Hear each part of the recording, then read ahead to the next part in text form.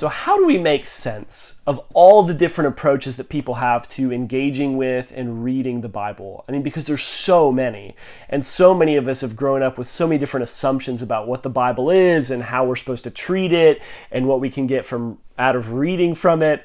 And that can be really tough for us to unpack. And so today we're going to consider some of those different perspectives and look at answering the question, I mean, is there a historic way that followers of Jesus have read the Bible in terms of their expectations of what they're going to get out of it?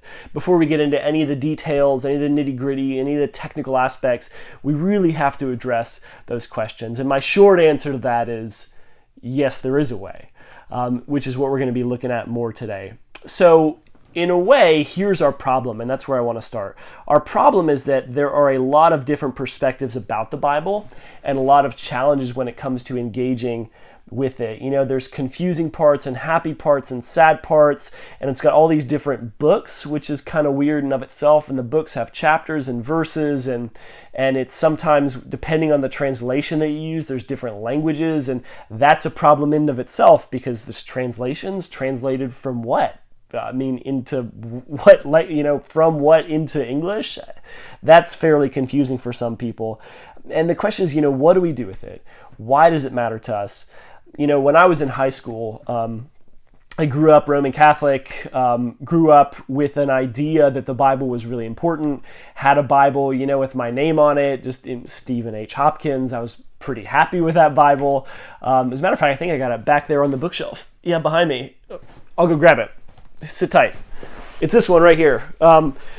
This was my Bible when I was in high school. And see, it's got my name on it. The New American Bible Illustrated Edition. It was always really cool. I like the pictures, you know, but sometimes they were kind of confusing.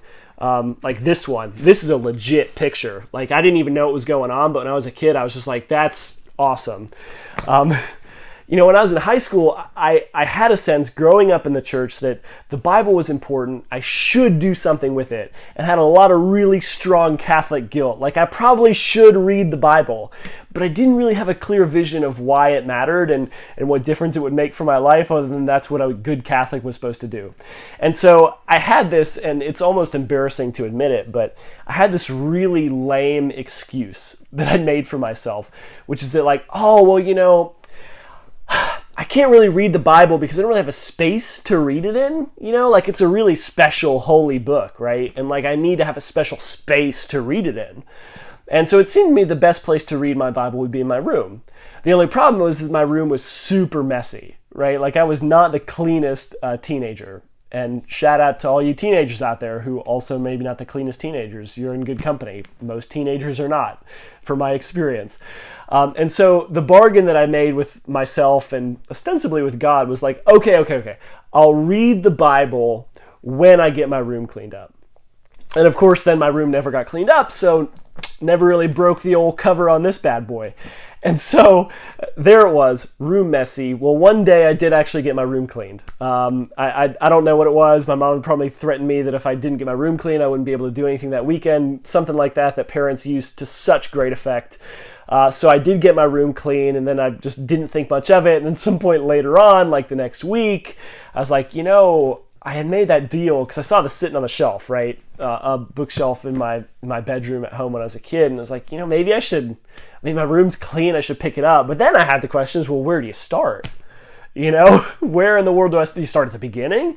Well, I tried that. I didn't make it very far through Genesis, to be honest. Found it, you know, just between us, it was kind of boring. And so then I was like, okay, well, I'll turn to Matthew. Right? That's the start of the New Testament. We'll go there. Start with the New Testament, and then I got like a genealogy was the first thing that I got out of Matthew. And that also was not particularly exciting or engaging. You know, the truth is many of us have different perspectives like that. And I've heard from so many different people that have so many different stories because we don't really know where to start, how to begin. And so, of course, in this series, that's what we're going to be getting to, is how to actually make sense of it. More specifically on that next week. But what I want us to consider this week is some of the assumptions underneath what got me to the struggles that I was having, which is that I should read it. Okay, because those are the different perspectives regarding, you know, why we engage with the Bible. And so on the one hand, one approach that's very popular today it would maybe be characterized by, if you watch our last video, which I encourage you to do, talked about the state of the Bible in the U.S. in 2021 and how, something like 13% of Americans felt like the Bible was just not really a worthwhile book. We may call this like a skeptical approach. There's not really much point to actually reading it. That at best, this is just another really old collection of texts that people have considered sacred but has no real meaning in and of itself. You can't trust them. They're probably largely responsible for people doing bad things anyway. And almost something of like a Marxist approach, right? That religion is the opiate of the masses and that, there's really no good point in doing it. So you might as well not. To that kind of perspective, I don't know that there's much that I could say to you other than just hang on, like maybe this will get better. I don't know. That's one approach though, and one approach that some people have towards scripture. And so whether you hold that approach or not, you do kind of need to acknowledge it, right? The other one is maybe what I call like a popular modern approach. You see it a lot in terms of people like Jordan Peterson, clinical psychologist, who's very popular obviously on YouTube and a lot of other places, has written some great books and really love his work, but using the Bible to explain different psychological, for him, kind of archetypal concepts. It's something that a lot of different people are doing. I mean, I just can't remember the author of this book, Oliver Burkeman, 4,000 Weeks, but he's kind of a professed agnostic, not really Christian, but uses some elements of wisdom teaching in the Bible to explain some premises that he is drawing, kind of like a sociological type of book. It's what I call a popular modern approach of addressing the Bible, that there's ancient stories in it that offer remarkable psychological, anthropological insights that even offer some really good moral teaching, but it's a fairly confused book too, because there's also some really hard bits that you probably shouldn't pay much attention to. And there's also some parts that seem like kind of bizarre because they're supernatural. In a way, this is kind of like the approach that Thomas Jefferson had. So if you don't know, Thomas Jefferson was not maybe what we call an Orthodox Christian. He'd more appropriately be called like a deist, someone who just sort of generally believed in a God, but didn't really believe in that God's interaction in the world today. And so Jefferson took the Bible, and it's called like the Jefferson Bible. You can go look it up. It's kind of interesting, but cut out all of the supernatural parts that he didn't particularly want to hold on to, and cut out some of the other bits and kind of left the moral teaching in there, which is one approach that a lot of people have, that kind of Jeffersonian approach. But fundamentally, I think important in this too, is that fundamentally this isn't really any different than the writings of the ancient Stoic philosophers, maybe not even that different from the writings of someone like Confucius. It's just one moral teaching among many. Then maybe we have what is kind of like almost a kind of challenged Christian approach. In some ways it reflects what I had growing up, not because anyone imposed it on me. It's just I didn't really have a very clear vision of what the Bible was and why it mattered. Maybe call it like a fundamentalist approach, which is that you should read the Bible. That the Bible is the inerrant word of the Lord, which there's some interesting challenges in that statement in and of itself, which more on that next week when we look at some more of the technical aspects of the Bible. And that you should read the Bible because Jesus saved you from your sin, and you should do what it says. That the Bible teaches you everything you need to know about everything, and it is the ultimate source on all matters. And that it's preferably, if you're going to read it, you should probably read it in the King James Version because that's what we're supposed to do. The challenge with that approach to the Bible is that it becomes very dutiful, right? Like you should do it. You should do it because we say so, which is maybe not the most helpful approach either, right? It also really lacks that vision. It's the perspective that I had, and it's why I largely didn't read the Bible until I was in college. And then when I did actually engage with the Bible in a meaningful way and acted like maybe it had some value for my daily life, more on that in a moment, it really changed how I thought about it. Then I think there's an approach that most Christians have today, which is that, we'll take that, right, kind of carried over from that other perspective. I should read the Bible, and I've done it some before, but on the one hand, there's so many Bible studies, there's so many different ways of doing it, and I really just don't know where to go and where to start. So I generally don't, right? Because even like that term that Barney used, the Bible user, I mean, 3 to 4 times a year outside of 2 church services that you go to is not really like appropriate engagement with a text, right? Like if I said, oh yeah, I read books, I'm a reader.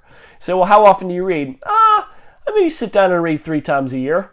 Like you wouldn't really take that very seriously. It's like, oh, I'm a runner.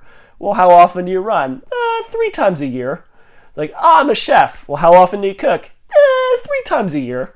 You know, there's a little bit of a disconnect there. So what I want us to see then is kind of what we talked about is, you know, what is the traditional orthodox Jesus following approach to our expectation about the Bible? And it's this. It's that Scripture is a means to an end. Again, we're going to talk more about the technical aspects next week, but that the Bible is a means to an end. And that the purpose in our reading is to know God. The purpose in our reading is to know God. Again, it kind of underlines that epistemic assumption from our children's song that we talked about earlier. The purpose is to know God, to know His will, His words, His story, our story, and that this is the fundamental why. That it is not just about acquiring facts. It's not about just fulfilling a duty. It's not just about getting some good moral regulations or some laws. That fundamentally we read the Bible to encounter the risen and resurrected Jesus. That's the why. Now I like the way the Apostle John explains this at the end of his writings, at the end of his gospel. He said, Jesus performed many other signs in the presence of His disciples, which are not recorded in this book. But these ones are written down that you may believe that Jesus is the Messiah, the Son of God, and that by believing you may have life in His name. Jesus did many other things too, and if every one of them were written down, I suppose that even the whole world would not have room for the books that would be written.